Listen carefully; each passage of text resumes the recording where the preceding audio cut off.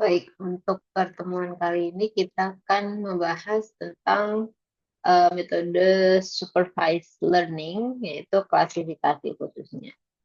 Jadi yang akan kita pelajari untuk minggu ini adalah apa itu supervised, bedanya apa dengan unsupervised, kemudian bedanya classification dan prediksi numerik secara umum, kemudian bagaimana kita bisa mengkonstruksi suatu model, melakukan validasi dan testing untuk klasifikasi. Nanti khususnya di minggu ini kita akan belajar salah satu konsep yang namanya lazy learners dan bagaimana KNN atau K nearest neighbor ini bekerja untuk klasifikasi. Terus terakhir nanti kita akan membahas tentang evaluasi klasifikasi. Jadi matrik-matriknya itu ada akurasi, presisi, recall, sensitivity, F-measure, sama ROC. Jadi yang akan kita bahas secara garis besar itu adalah ketiga topik ini, konsep dasar dari klasifikasi, kemudian lazy learning, dan model evaluasi dan selection. Nah, untuk dua topik ini nanti akan kita bahas di minggu-minggu selanjutnya. Yang pertama adalah konsep dari klasifikasi. Jadi salah satu tujuan yang sering digunakan untuk supervised learning itu adalah klasifikasi. Jadi klasifikasi ini sering digunakan kalau misal datanya itu targetnya tuh data kategori. Misal apakah customer itu keputusannya membeli atau tidak membeli. Nah, itu kan kategori. Atau email itu termasuk ke dalam spam atau bukan spam. Nah, klasifikasi ini itu tujuannya adalah untuk memberi label ketika kita punya data baru berdasarkan pola yang sudah kita dapatkan di data sebelumnya yang ada labelnya gitu. Jadi data dengan label itu kita lakukan training untuk dipelajari polanya. Ketika ada data baru, kira-kira nanti labelnya itu setuju, targetnya itu apa, kayak gitu.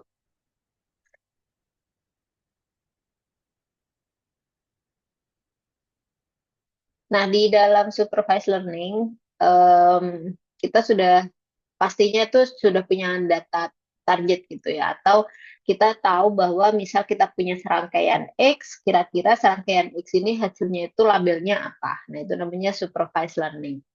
Gitu. Jadi kalau di data itu kan kita punya feature atau variabel, biasanya variabel X yang kemudian kita juga ada variabel target atau label Y gitu. Nah, misal contoh di sini kita punya data training seperti ini.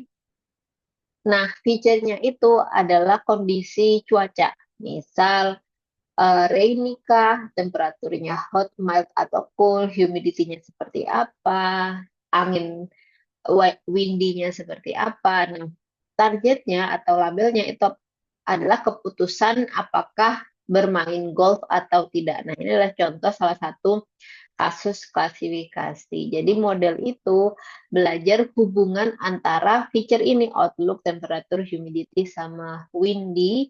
Kemudian untuk memprediksi nanti kalau ada data baru gimana, mau main golf atau enggak nih, kayak gitu. Nah, di di data supervised khususnya klasifikasi nanti kita punya training instances sama test instances. Jadi data training ini kita gunakan untuk membuat model. Kemudian data testing kita gunakan untuk mengecek bagaimana model itu bekerja. Apakah eh, kira-kira untuk memprediksi data baru itu ketepatannya seperti apa gitu. Jadi makanya kita perlu membagi data testing. Jadi kalau misal kita punya data baru terus nggak ada labelnya kan kita tidak bisa mengecek tuh mengevaluasi apakah model ini baik atau tidak. Makanya biasanya data set itu dibagi data training dan testing. Nah, testingnya ini untuk memvalidasi modelnya itu bagus nggak sih untuk digunakan untuk memodelkan data baru kayak gitu. Nah, di dalam unsupervised learning, tujuannya itu intinya adalah algoritmanya itu harus mencari eh, struktur data tanpa ada label gitu kan ya. Itu di unsupervised learning yang sudah kita pelajari sebelumnya. Nah, kalau di supervised learning itu tujuannya adalah kita memprediksi gitu. Jadi karena ada label yang sudah ada sebelumnya ketika ada data baru kira-kira labelnya seperti apa. Nah, itu ada dua jenis. Yang pertama itu klasifikasi dan numeric prediction. Nah, klasifikasi itu kalau tujuannya atau data targetnya itu adalah kategori. Tuh, kalau datanya continue berarti kita pakai numeric prediction. Biasanya yang regresi seperti yang digambar ini adalah contoh dari prediksi kalau datanya numerik.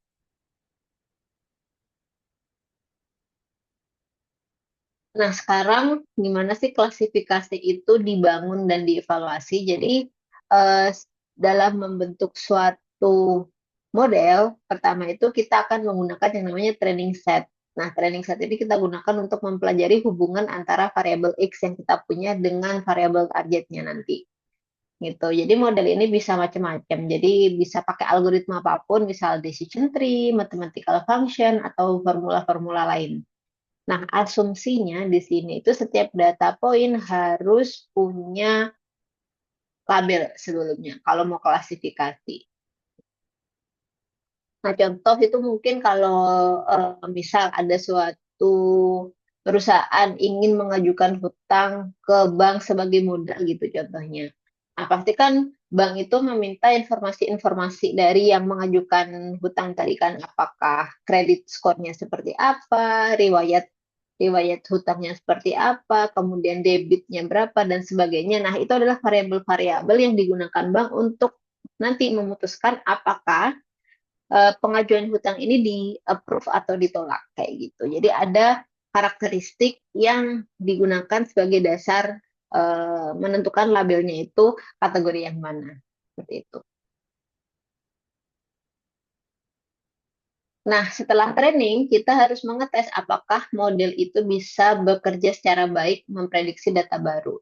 Jadi di testing itu nanti setelah kita training, kita dapat model, terus kita masukkan tuh data testing X-nya, terus kita dapatkan prediksinya, terus kita bandingkan dengan label aslinya. Kira-kira semirip apa? Apakah tepat diklasifikasikan atau tidak? Gitu. Makanya di sini sangat penting memisahkan antara data training dan data testing biar nggak bias gitu. Nah, kadang kita itu selain punya data training sama data testing, itu juga ada data validasi. Itu kadang ketika modelnya itu perlu dilakukan tuning parameter atau menseleksi model yang baik gitu. Nah, tapi kadang cukup training dan testing. Jadi tergantung algoritma yang dipakai.